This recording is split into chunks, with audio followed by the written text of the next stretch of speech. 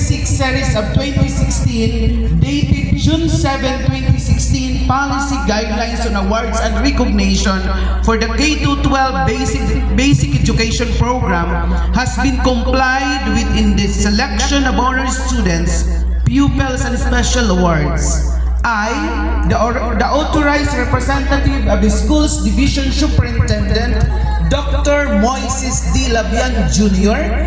of the school's division of Samar, hereby confirm the graduation of this school this 14th day of April 2025, school year 2024-2025. You are now qualified to enroll in any tertiary level, either public or private, provided you will comply all the requirements of the institution you are enrolling.